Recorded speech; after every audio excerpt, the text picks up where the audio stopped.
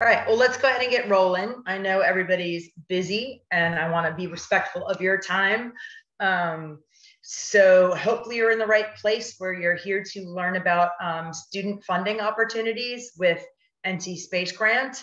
I'm going to walk you through some of the opportunities that are currently open now. You'll hear from some of our current scholars. I'm going to walk you through the system. Including our webpage and the application site, give you a few tips about how to approach your applications and some tips that we've gotten from our reviewers over the years. We'll take a few minutes to talk about opportunities with us that will open again in the fall. We'll cover some internship information and we'll go over the space symposium. So it's a pretty packed agenda.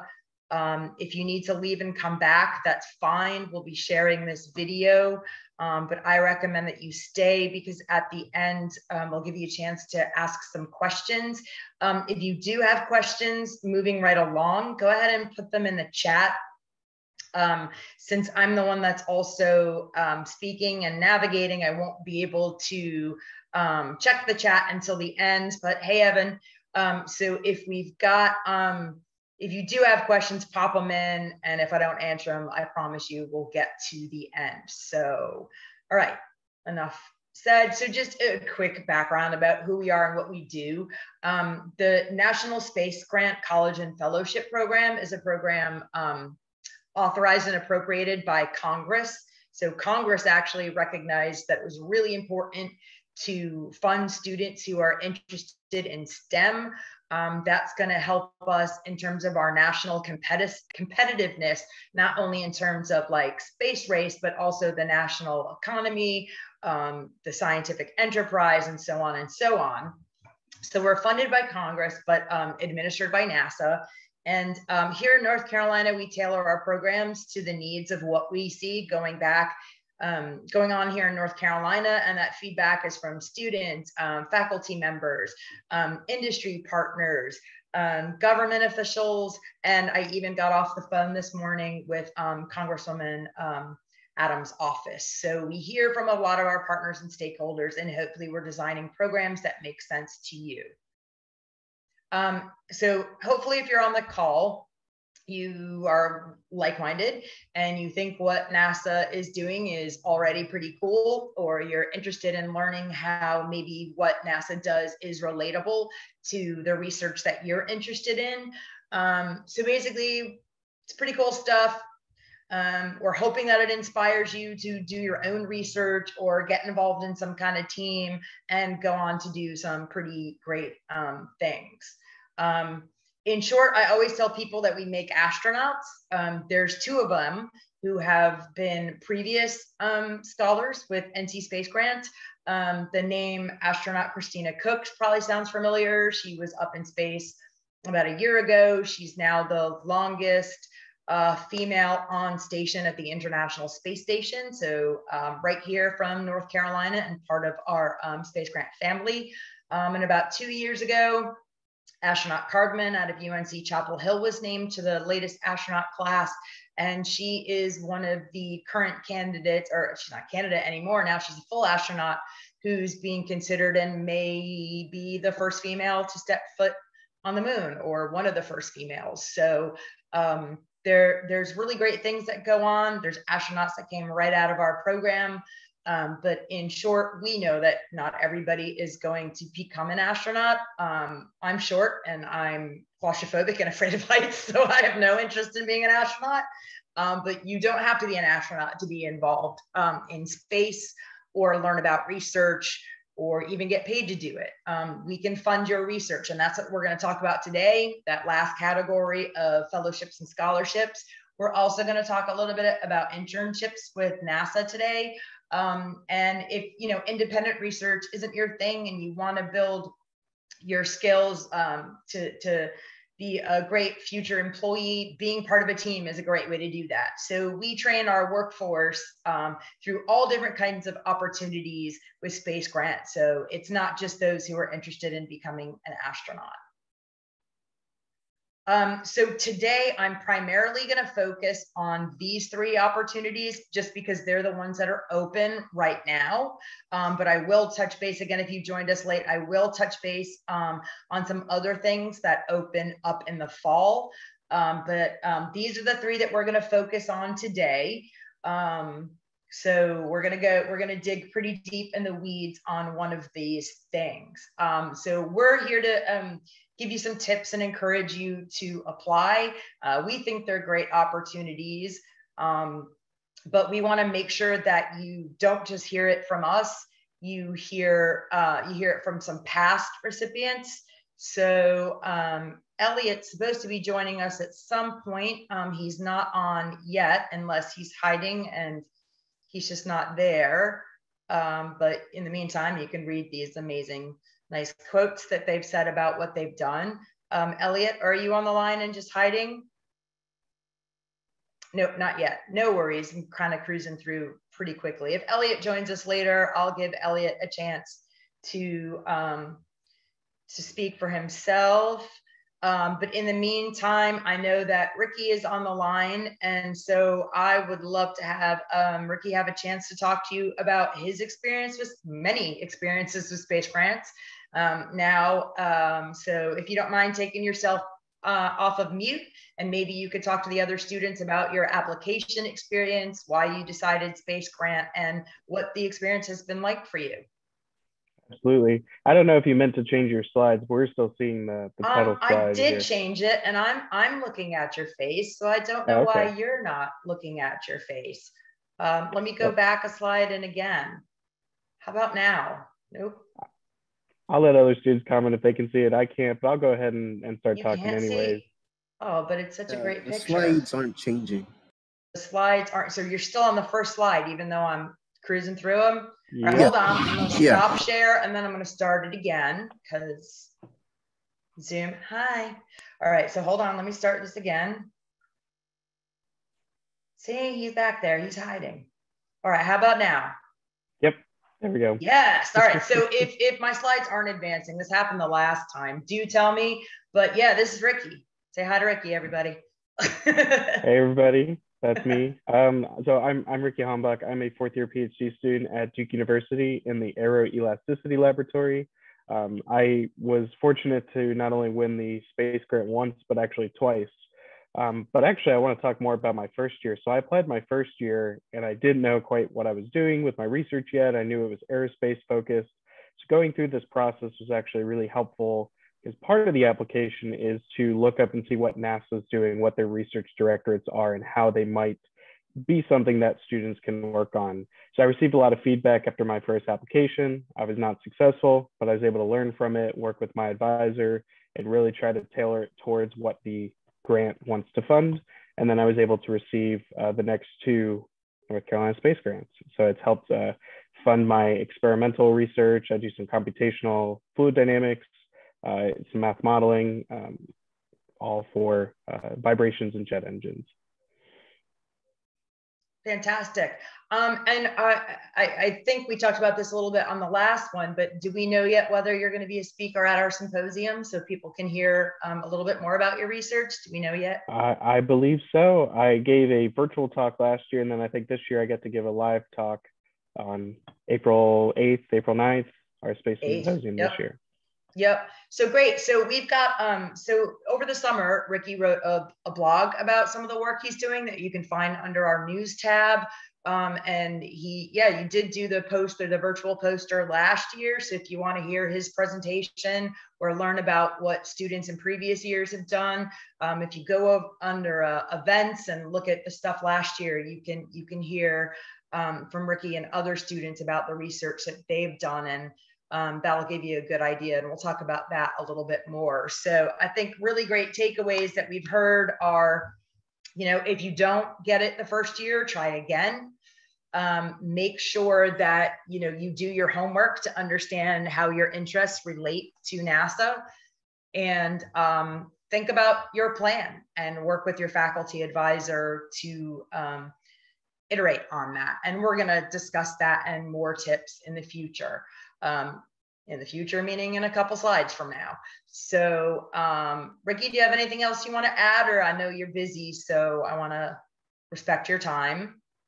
Yeah, I was just going to say, take advantage of all these opportunities that can help you grow as a student researcher. So go for it.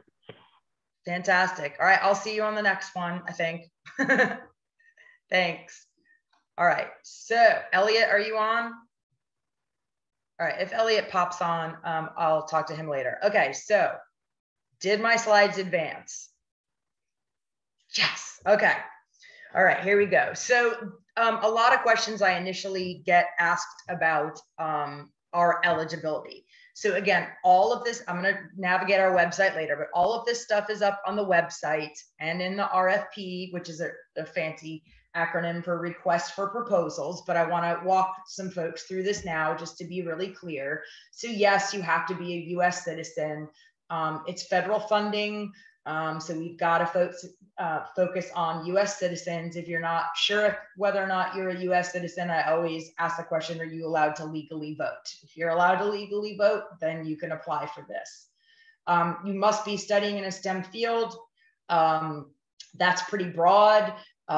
There's a lot that falls under STEM. So if you're not sure, you feel free to contact me, but it does not have to be like exactly science, technology, engineering, and mathematics. There's a lot of other things that are under STEM. But if you're not sure, call me or send me an email. You have to have a minimum 3.0 GPA. That's a NASA thing. That's where they want to see our students and our network. If right now, let's say you're a sophomore or junior and you don't have that 3.0 GPA, work really hard, get that up and apply again next year.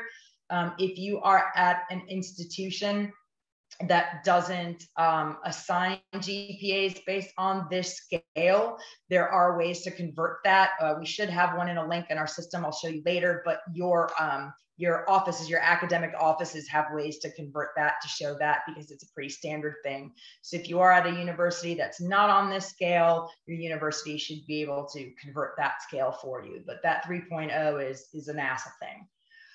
You must be full-time enrolled in the fall of 2022.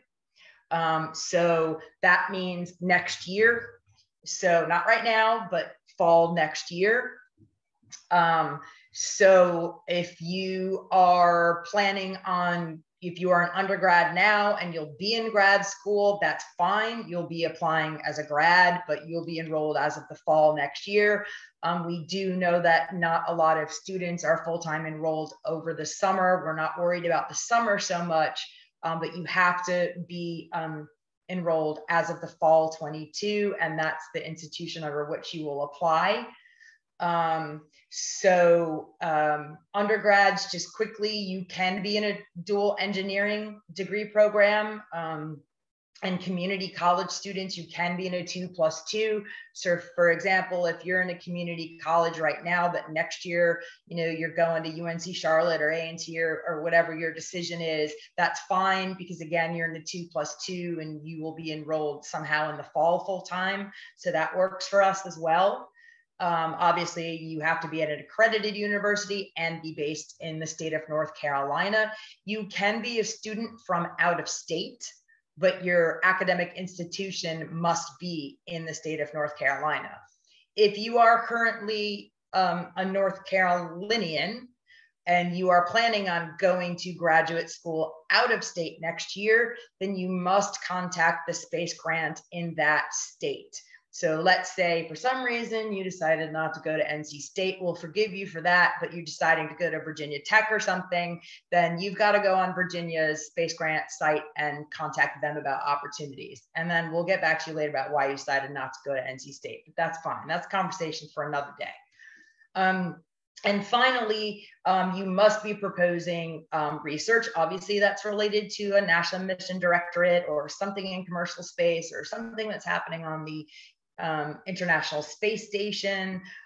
If we're going to talk to you about how to research this stuff, NASA does just about everything, touches on just about everything in life, from materials to astronaut health to growing lettuce on the International Space Station. I mean, there's so much that NASA does that maybe you know about, maybe you don't.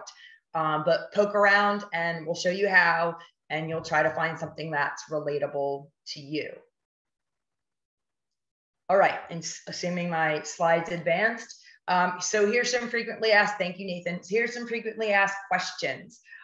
So the whole purpose of this grant is intended to give you an opportunity to learn some new knowledge or gain some new skills and abilities. So we always like to say, like, let's say you're entering your last year of your PhD and you've already done all of your research, then this might not be the right opportunity for you. But if you're a PhD who's done their research, but you've learned that you have to create some kind of new software to crunch your data, so you're learning a new skill or ability, then this could work for you as long as you're taking it at that angle. So make sure that you're making sure that you're saying how this is going to matter to you, because you're gaining something new, not that you've already done your research. We are looking for students who want to engage over a 12-month period. Typically for graduate students, they're really heavy upfront in their research over the summer. Then they crunch those numbers in their fall semester. Then they're writing the reports like spring semester. Undergrads may do the same because, again, you're getting paid over the summer to do this. So you may not have to work as many hours or, whatever you want to do. But you are expected to use this summer at a minimum to plan, to make sure you have the samples you need, make sure you've got your lab hours booked, make sure that you've started to do a lit review, so that your 12-month research plan does start this summer. And again, you're being paid a couple $1,000 to make sure you're either doing the field work to take the academic burden off you during the academic year, or that you're doing a really serious plan over the summer, so that when the fall hits and your academic workload is really hard and you're back with your friends and you want to start going to parties and bars because COVID is over, that you don't get caught behind the 8 ball on your obligations for your scholarship or fellowship. We do understand that some folks graduate in December. Again, if you are graduating, remember that there has to be something new in your research or that you're learning. That said, we understand that some students will go heavy, especially master's level, or going heavy over the summer and will write up their findings to graduate by December. Please be aware that that is going to be scored as such and must be fully justified in your proposal. In addition, if you are not full-time enrolled in the spring semester because you graduated in December, then you don't get paid for that semester. So, if you're a graduate fellow and you expect an $11,000 scholarship, it may be 11,000 minus 3,000 because you're missing a whole semester. We are not going to split it in two just because you're graduating early. So just be aware of that. I discussed a little bit earlier, you can be graduating this year as an undergrad and going to grad school next year, as long as you're enrolled in the fall. Your research can take place at a lab or something else at your university. You can also do it at some other facility. So we know, like, a lot of astronomy, astrophysics students have to go to an observatory somewhere else. We know that there are some students who have internships this summer and it's related to their research. If in part that work that you're doing is related to what your research is going to be, that's fine. You can integrate that research and be off-site for that. You don't have to be, at ECU doing all your research at ECU all the time if you need to go to a field lab or an observatory or something else. Finally, we strongly encourage applications from all students with all backgrounds, especially HBCUs and MSIs. So we want everybody to know that you are part of the North Carolina Space Grant family. We take that obligation very seriously. And in fact, we're all the better when we get diversity of thought, opinion, storytelling, and like that, not only at NC Space Grant, but at NASA. We're all the better for it. And we want students to also understand, I hear a lot, well, I don't go to Duke or I don't go to, NC State, so am I going to be competitive? Students from all the institutions earn scholarships and fellowships, as long as you put together a strong application. Just because you're, I didn't go to Duke, I wouldn't have gotten in there. Just because you didn't go to Duke doesn't mean, you're not welcome. And everybody should consider applying. All right. So, all right, here's where we're going to get a little bit more in the weeds. You might want to start taking notes. I'm going to flip now from my PowerPoint to our website. So if that screws up, feel free to have somebody please let me know. But just quickly, without reading the bullet points, because that is boring, we want to make sure that you're clear on that. We have given you really, really clear instructions about how to write your applications. So make sure you read our website and that RFP really carefully, because we pretty much told you what you need to write to. And we've even given you a sample application so that you can see how it's all laid out before we do that. So I am hopefully not too disgracefully going to switch screens here. So bear with me. My computer always likes to get angry at me when I try to change screens. Exit. Come on. All right. Hold on a second. All right, can you all see the website landing page? Yes, thank you, Catherine. All right, so voila, our North Carolina Space Grant website. Google it, whatever, it's not hard. The opportunities that we're looking at today, higher education means college and universities, so you will find what you're looking for under here. I'm gonna go ahead and pick the undergraduate research scholarship, just because I feel like it. So undergraduate research scholarship. So this is our website. Ta-da. Basically on this page, it's everything that you're going to need to know. What we're doing, why we're doing it, how much you're getting paid, the eligibility requirements that we went through earlier, deadlines. That means not only for you, but you will be required to have a faculty member submit a letter of recommendation on your behalf. I'll go ahead and take this opportunity since you're here. Don't ask me if it can go late because the answer is no. But since you're on this call, I will let you in on a little bit of a secret. It's not really 5 p.m. It's like midnight. I give you wiggle rooms because I don't want to get those emails saying I got stuck in traffic or my computer crashed or something updated and I missed it. It actually closes a little bit later than this. So now you know, tell your friends.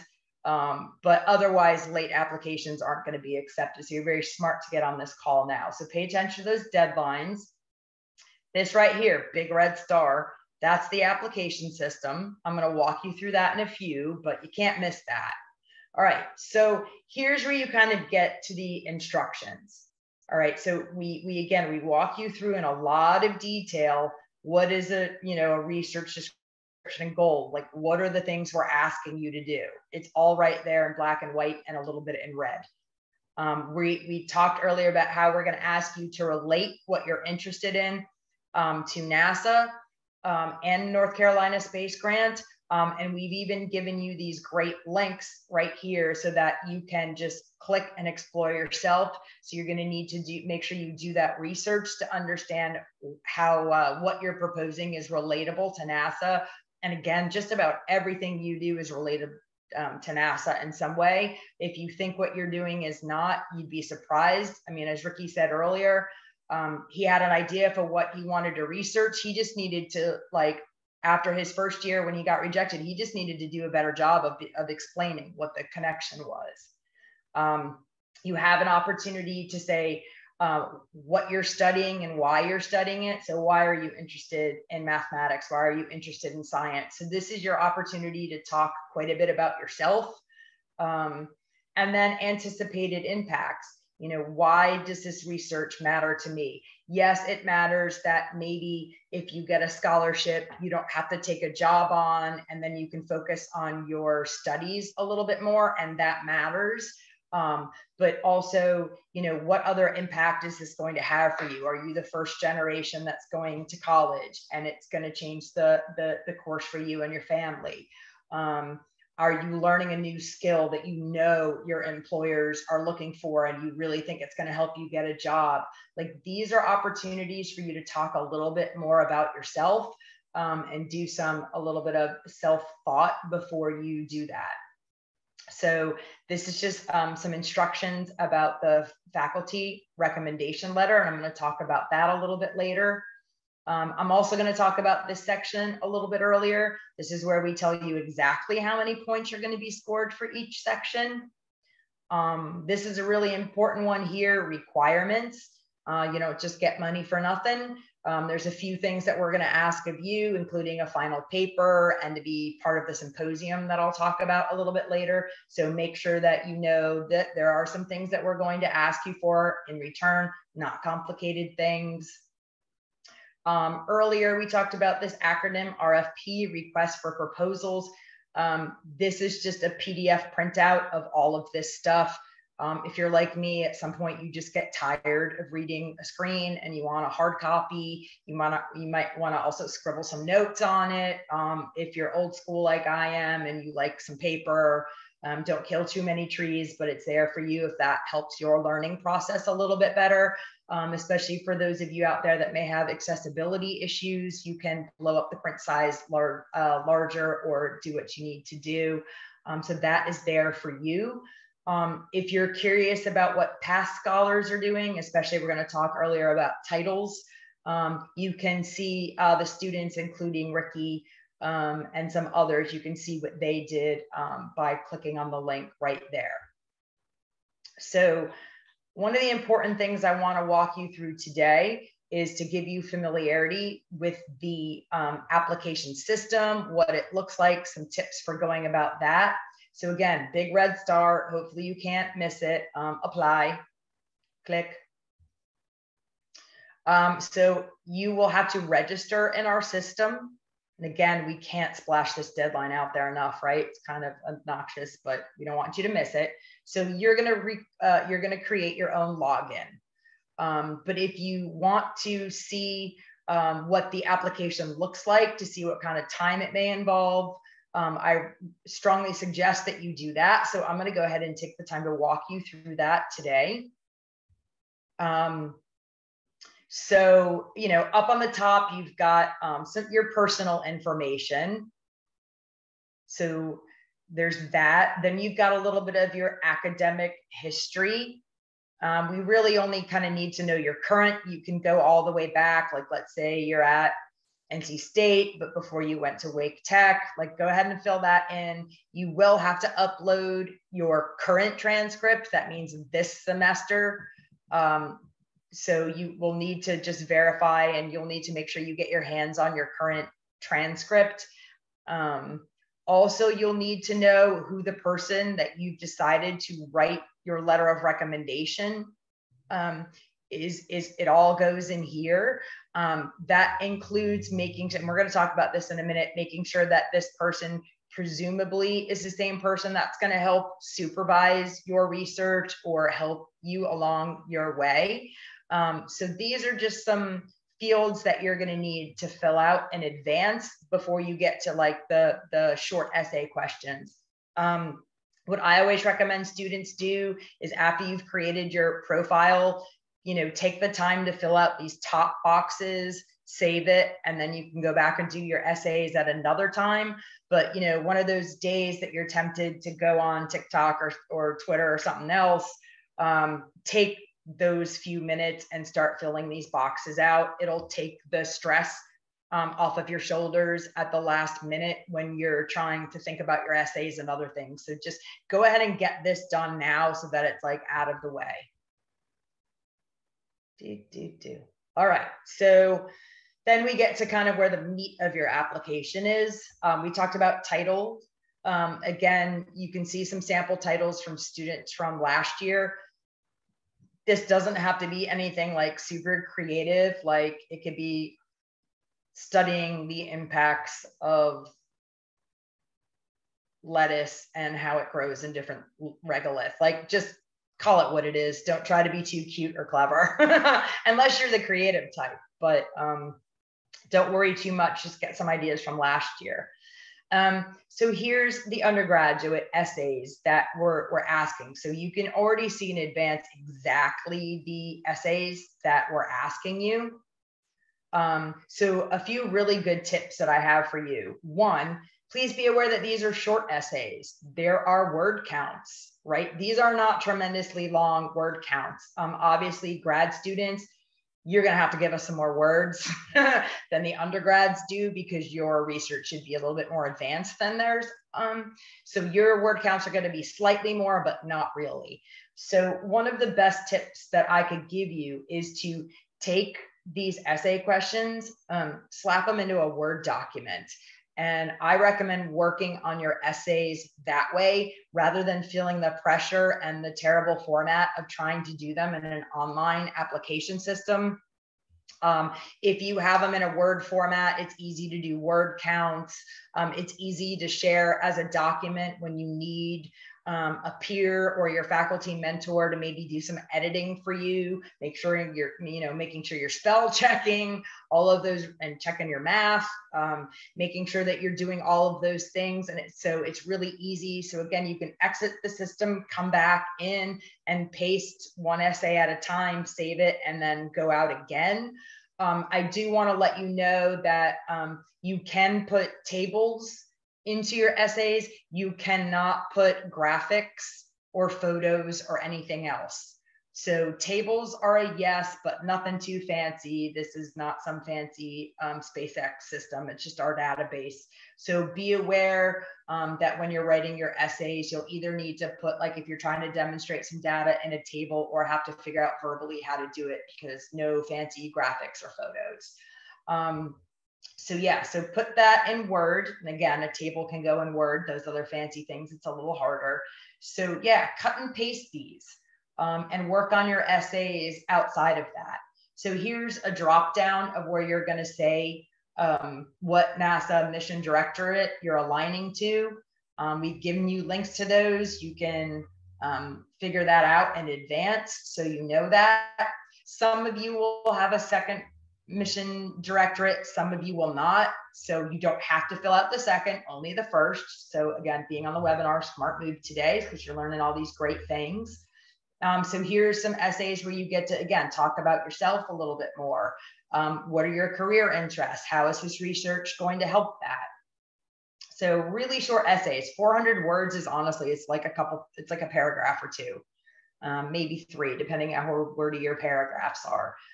Not a lot of pressure here on these essays. Project location just means like, am I doing it at my university or am I doing it off-site? No big deal. Here you'll want to click, and we're going to get into this. So my research mentor or the person, kind of writing your letter of recommendation, they've read this, they're cool with it, my math is correct, hopefully. They're kind of, you're acknowledging that, that someone's bought into supervising you, that you're not just kind of like off on a lab on your own, blowing stuff up, as fun as that sounds. I know, Nathan, I can see you laughing. You're totally into that. All right. So other information. So it's important to list other financial aid information. And the reason is this: there is this law that you can only receive one type of money from a federal agency at the same time. So for example, you can't have a NASA you can't be paid to have a NASA internship and be paid to do a NASA fellowship or scholarship at the time. You can't double dip into NASA. There are also some other federal programs that you can't double dip on. So like if you're getting a full scholarship from NSF, you can't also take NASA money. So the federal government, we just need to check some boxes that there are some categories where you can do this and some that you can't. So we just have to make sure that, like, by us issuing a scholarship, it's not going to cancel out some other scholarship that you have. We would not want that to happen. So we just need to make sure that we're being really careful, and so that you think you're getting a scholarship and then we have to pull it, because that would be sad. Have you previously received a space grant award? I know, Omar, I see you out there. Yes, you have. So, Omar could say, yes, I'm already part of the family. So he's gonna, put in what he's got here. So you can talk already if you're part of the Space Grant family. Ricky has told you he's gotten 2. That's fantastic. So there are some where you can receive up to 2. Some you can only receive 1. So just make sure that you're reading the instructions carefully and that you fill that out. Otherwise, this is some optional information. We ask you again at the time of the award, so you don't have to put this in now, but I'll tell you why this is important to us. I recognize that these are really old school categories, and that students can and should not be put in a box. However, the federal government operates like a dinosaur, and these are like the categories that they measure people right now for reasons that they have not yet caught up to the rest of society, but that's fine. But this is important to us as Space Grant because we want to make sure that not our applicants and our recipients are reflective of the society that we live in, and honor our Space Grant obligations of diversity. So it sure does help us to know whether we're doing it right in terms of our recruitment, to make sure that Space Grant is as representative of the people who we are. So if you don't fit one of these boxes, that's fine. You're a human being. You're not a radio button. We want you to know that and know that we appreciate that. But again, this is the federal government and this is what we've got. And it sure would help us to make sure that we're reaching out to you in the best way that we can. Same thing with this box. How did you hear about us? Like, did you hear about us from a faculty advisor, social media? We just want to make sure that like we're learning what works and what doesn't. Socials are really trendy. Like I'm not going to get on, I think I told you guys this last time, I'm not going to get on there and do a TikTok dance because nobody wants to see an old lady dance. So like we're not going to be on every social media platform. They come, they go. It's really hard to keep track of. So we kind of like Twitter's been around, Facebook has kind of been around. We get on Insta a little bit, but unless you want to see me dance, and don't nod that you do because you don't, like, you're not going to find us on like TikTok or Snap or anything like that. Or unless, Omar, I'm see you laughing at me. You want to choreograph a dance with me? I'll make you do it. Don't tempt me because I'll embarrass you all. Right, Nathan? He knows I'll embarrass you. Great. And then finally, here's that certification again. There's no free money, right? So this is just saying I'm submitting this. And so I know I'm going to owe you guys like a paper and stuff. So this is what the application process looks like more or less. Again, I've chosen the undergraduate research one to show you, but the graduate fellowship and C-SPACE is going to look pretty similar to this. So again, big takeaways, take your time to get all of this stuff. Make sure you get your transcripts because you got to upload it. We're going to talk about this and we'll skip that for now. Cut and paste your essays so you can go back to them. Like all of these are really helpful tips that I have found from scholars and fellows in the past, that this is what has helped them put in stronger applications. All right. So we're going to go ahead now and go back to PowerPoint Town. All right, can you all see this? Yes, works. All right. So evaluation criteria. This is really important. It's on the website. It's in the RFP.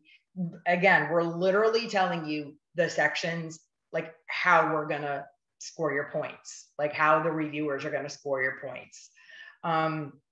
You will notice that graduates have a little bit more point scoring on their research goals and plans. It's because your research is a little further along, whereas the undergraduates are kind of just taken up. They get a little more points for explaining us like where they are along their pathway and why they want to do what they want to do.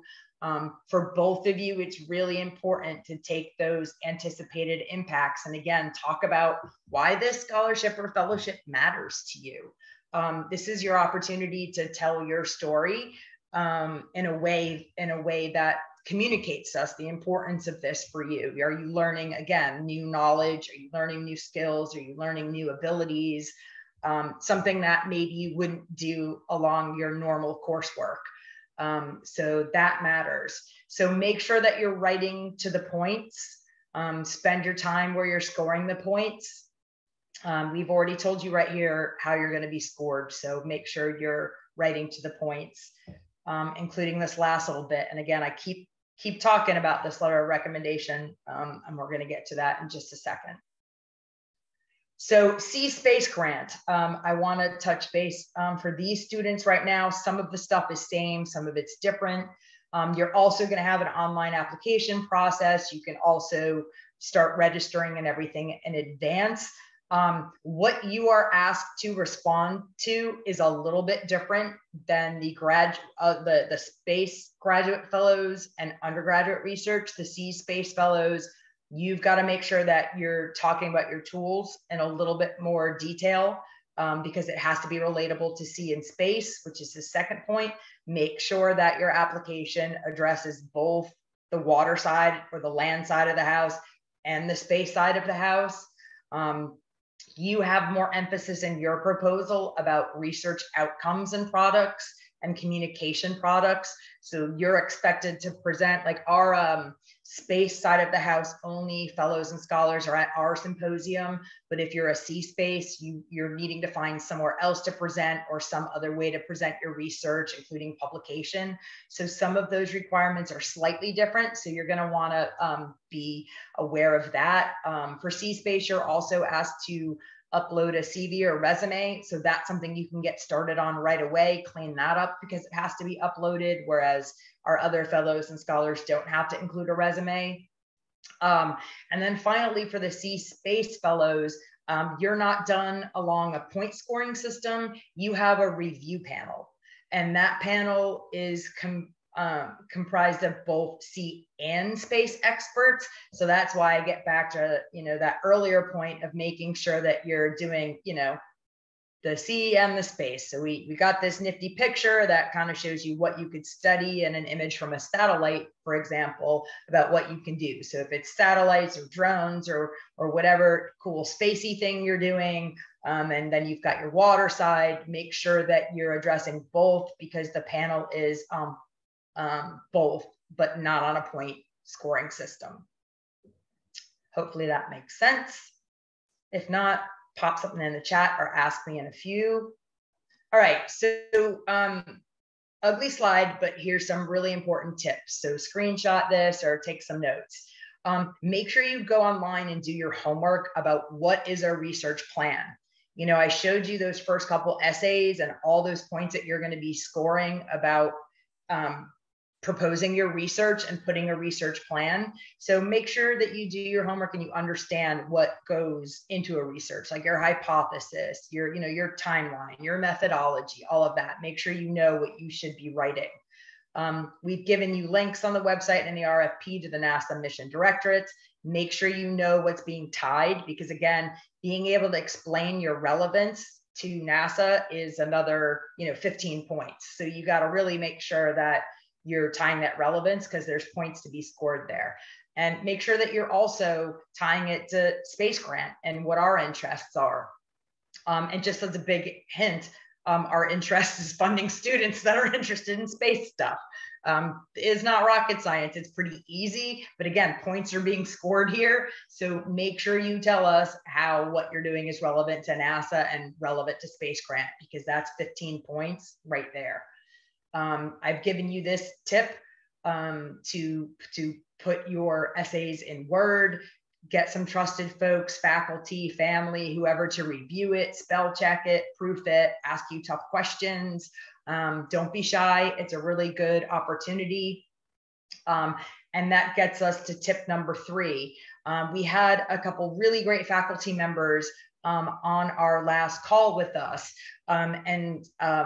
They gave us some tips that I'm going to share with you now. 1, make sure that you ask them well in advance, a couple weeks in advance. If you wait to the last minute to ask a faculty member to write you a letter of recommendation, they're either going to say no, or that letter of recommendation is not going to be reflective of the nice things you probably prefer for them to say, because they're pretty irritated you asked them to do it at the last minute when they're doing other things, work related. So one of the faculty members last week said they like to be asked 3 weeks in advance. so that they have time to really write nice things about you. But more importantly, this gets back to the previous point, tip number 2. If you go to your faculty advisor in advance, 3 weeks, and you say, I'm really interested in this. Here's my idea. Here's some of the things I was thinking about. Like, they can help you strengthen your research plan and your essays, but they can only really do that if you go to them in advance and then they give you feedback. They give you time to improve. And they're not going to do that if you ask them the night before. So they want you to like start building that relationships with them weeks in advance so that you can bounce ideas and make your application stronger. I know that with COVID, it may be a bit more challenging to have cultivated relationships with faculty. However, there are office hours, there are virtual office hours. There's still time to go to them, introduce yourself like now, because this application's not due until March 14th. It's not even Valentine's Day yet, my little sweeties. So what you can do is go to your faculty member and say, I've got this application. I'm really interested. It's not due for another month. Here's my idea. I've got to put together a research plan. I'd like to do this with you. And would you help mentor me and write a letter? And they'll say, sure. A week from now, come to me with your outline. And then after that, they may say, come to me with a little bit more of, your essay drafted. By then, they're getting to know you. They're like, this kid really wants this. They put a lot of thought into that. All those super nice things are going to go into their letter, as opposed to someone who just asks them at the last minute. So ask them in advance, get them to give you feedback. And finally, especially those of you who are graduate students, your faculty member can help link you with folks who work for example, NASA. If you're saying, I'm really interested in this, do you have anybody at NASA that I could work with, or that could get me samples? They need time to cultivate that for you. So feel free to, go to your faculty mentor and ask for any introductions to NASA or ways to, like I said, to learn about what you're doing. I just mentioned samples. In past years, we've had graduate students propose doing research based on samples to only find out that there's no way they could get their hands on those samples. Probably would have been good to find that out before they proposed the research. So doing all of this up front is a really good thing. Plus, that's 10 points. That for some students is make or break between getting an award or not. So make sure that you're really taking all of these tips really seriously, especially this last one, that's 10 points. So this is 40 to 60 points. This is another, this is 40 to 60. This is another 15. Here's another 15 to 20. Here's another 10, all these tips that will help you add up. So again, plop your questions in the chat about this. I'll open up the floor to Q&A about these 3 opportunities that are currently open in a little bit. I do want to talk to you about some other opportunities with NASA and NC Space Grant.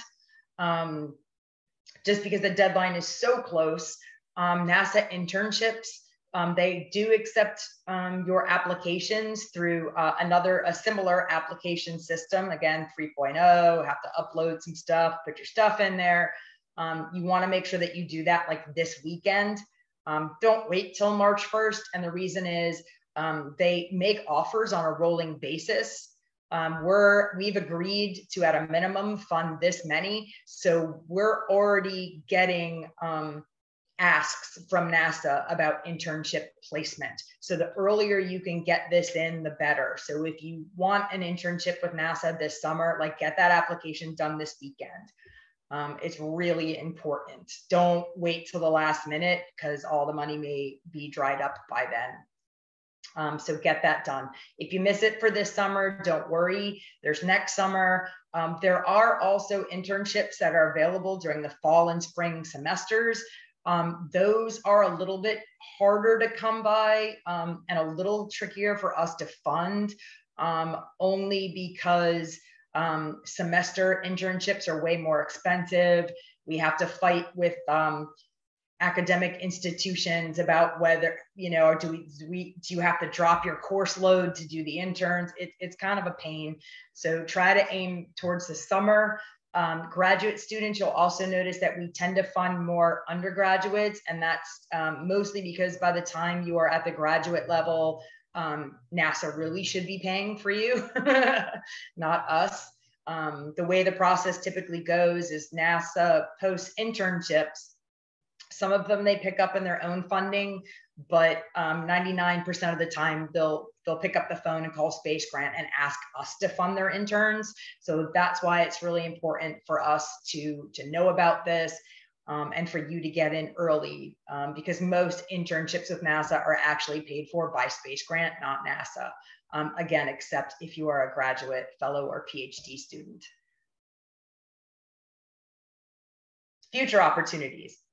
So let's say you don't get a scholarship award this time, but there's still some things that you want to do, or this isn't the right fit for you.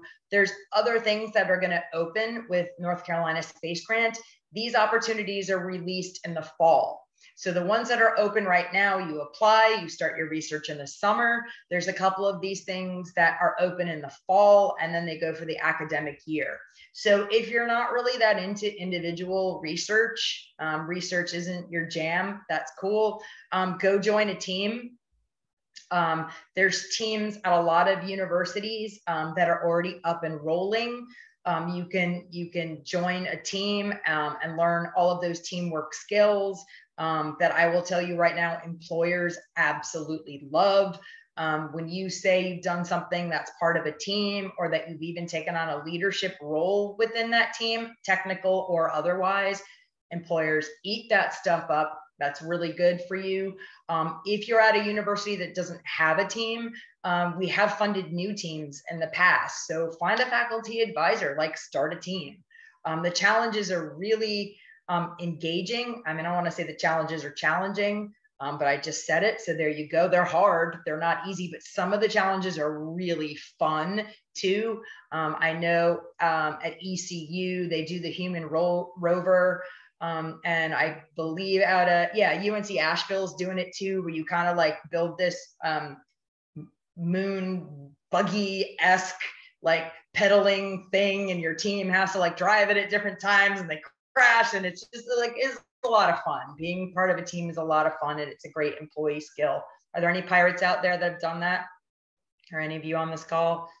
Anyway, their videos are hilarious. It's so much fun. So the teams are a lot of hard work, but a lot of fun. I see some of you on this call too, Omar, Evan.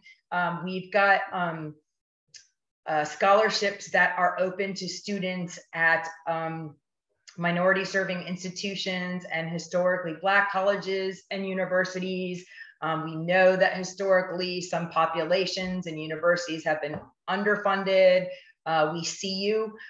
We want to make sure that you're feeling part of this too, and that you know that NASA sees you and wants you to work for them. So we do fund other scholarships targeted to these colleges and universities to make sure that we're getting all sorts of students with different visions as part of NASA. And finally, if you are interested in being an educator, there's an opportunity for a scholarship for students who are interested in going on and becoming educators. It's really cool. In non-COVID years, they get to go to NASA Langley and present their research and have like a big trip.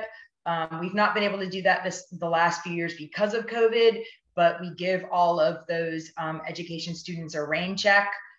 So that when the field center is finally open, we'll be sending them to Langley too, so they can do like a little tour and present like their education modules that they cultivate. Really cool stuff.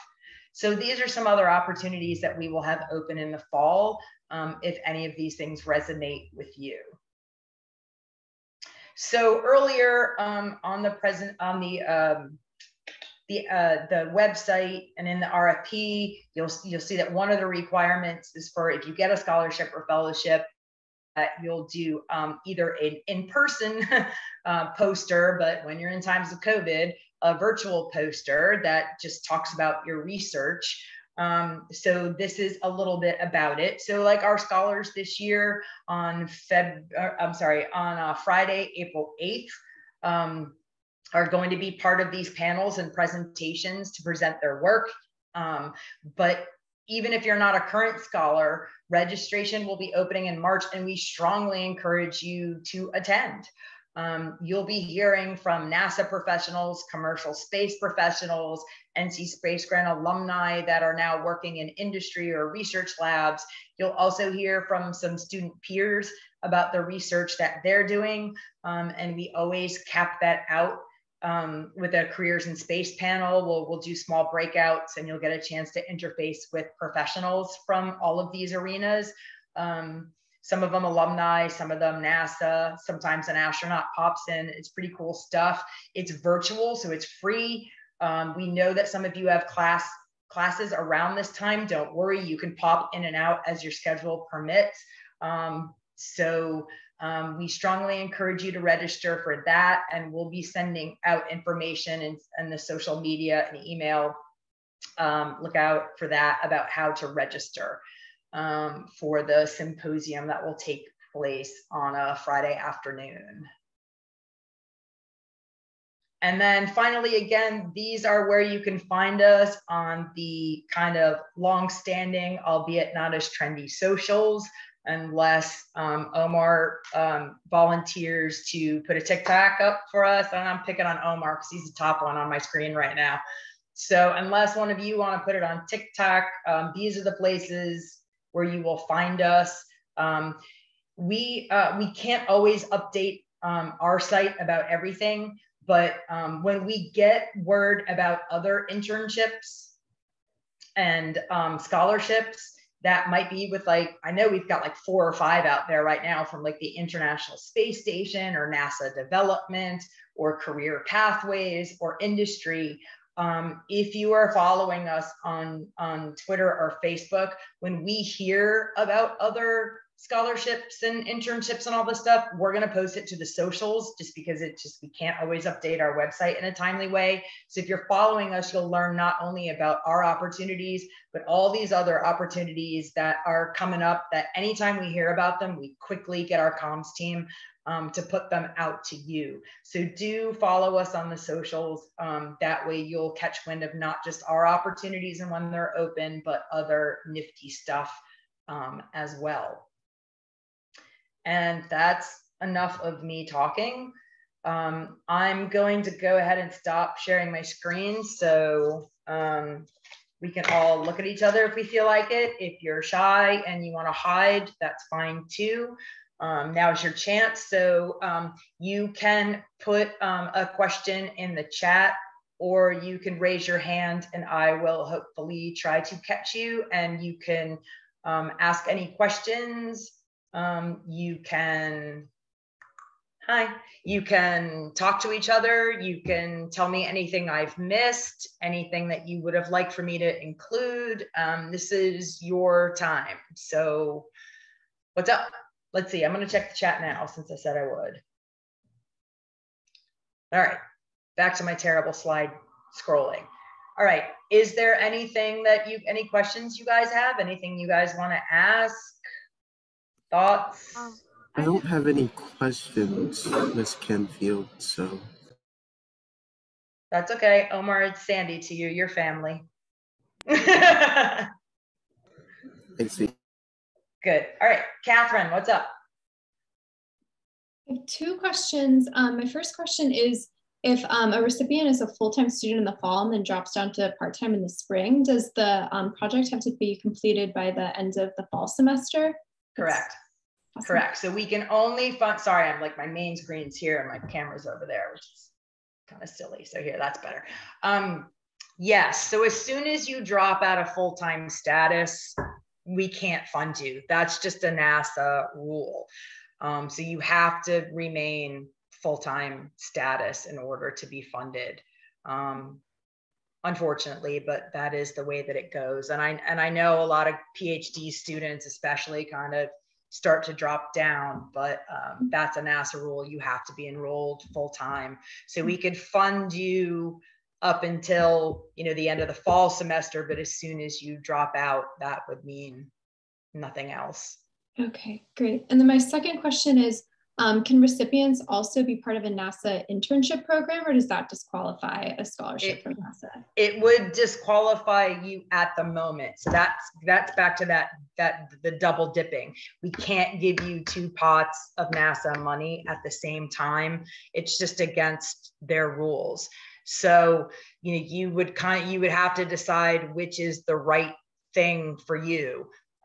Does that internship and that summer funding have more value, or does the academic year funding and broader research experience have more value to you?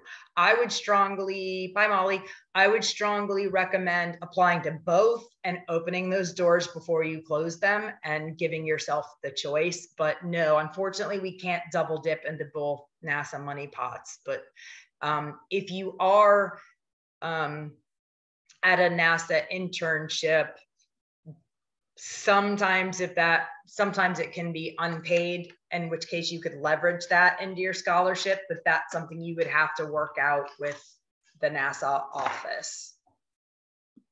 Does that answer your questions? Yes, it does. Thank you. I know, and it's not always, I would love to have, why can't I pay someone to go on an internship and a scholarship at the same time, like super stellar student, but they just don't allow that. So them's the rules. All right, Genesis, what can I help you with? Hi, I just want to apologize for my camera, it's not working, but I did have a question on the letters of recommendation. And so for the graduate student application, we're only required to submit 1. Should that be our advisor, or should that not be our advisor? And so your letter of recommendation, there's only 1 for everybody. And that person should be the person that's advising you. That is gonna guide your research.